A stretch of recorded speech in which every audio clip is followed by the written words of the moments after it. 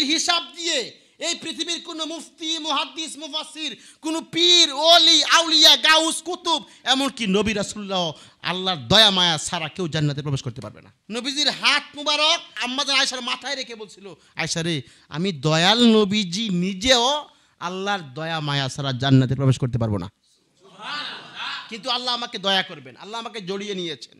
তাহলে ভাই এমন এক পীরের কাছে গিয়ে মুরিদ হলেন যেই পীর আপনাকে বলে পানির নিচে মোমবাতি রে বান বাতাসে নিবে না, আমার কাছে মুরিদ হইলে নামাজ রোজা লাগে না, কি জবাব দিবেন আপনি? আমাকে যদি আল্লাহ বলে মানুষের বাড়ির যে মুরগির রানগুলো খাইছস, যে দেশি মুরগার রান তোকে খাওয়াইছে, এই রানের হিসাব দিয়ে আপনারা তো মোহাব্বত করে খাওয়াইলেন, হয়তো বা আল্লাহ আপনাকে ইদার উসিলায় ইনশাল্লাহ জান্নাত দিতে পারে, কিন্তু আমি জবাব দিব কি? আমি জবাব দিব কি? এক গ্লাস পানির হিসাব দিয়ে এই পৃথিবীর কোনো মুফতি মুহাদ্দিস মুফাসসির কোনো পীর ওলি আউলিয়া গাউস কুতুব এমনকি নবী রাসূলুল্লাহ আল্লাহর দয়া মায়া ছাড়া কেউ জান্নাতে প্রবেশ করতে পারবে না।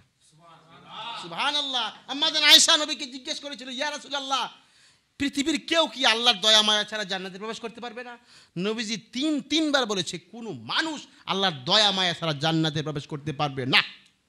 আম্মাজান আয়েশা ওই সময় বলছিল, ও গো নবী, দয়াল নবীজি, আপনিও কি আল্লাহর দয়া মায়া ছাড়া জান্নাতে প্রবেশ করতে পারবেন? আপনি তো দয়াল নবীজি, আপনি তো রাহমাতুল লিল আলামিন, আপনি তো আকায়ে নামদার, আপনি তো তাজদারে মদিনা, মাহবুবে কিবরিয়া, শ্রেষ্ঠ নবী রাহমাতুল লিল আলামিন, আপনিও কি আল্লাহর দয়া মায়া ছাড়া জান্নাতে প্রবেশ করতে পারবেন না?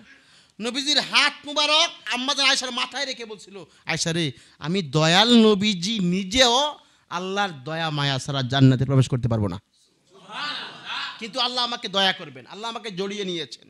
তাহলে ভাই এমন এক পীরের কাছে গিয়ে মুরিদ হলেন যেই পীর আপনাকে বলে পানির নিচে মোমবাতি রে বান বাতাসে নিবে না, আমার কাছে মুরিদ হইলে নামাজ রোজা লাগে না, কি জবাব দিবেন আপনি? একটু ভয় করুন আল্লাহকে। যেই জায়গার মধ্যে রাহমাতুল লিল আলামিন এই কথা বললেন, তাহলে আপনি কি জবাব দিবেন?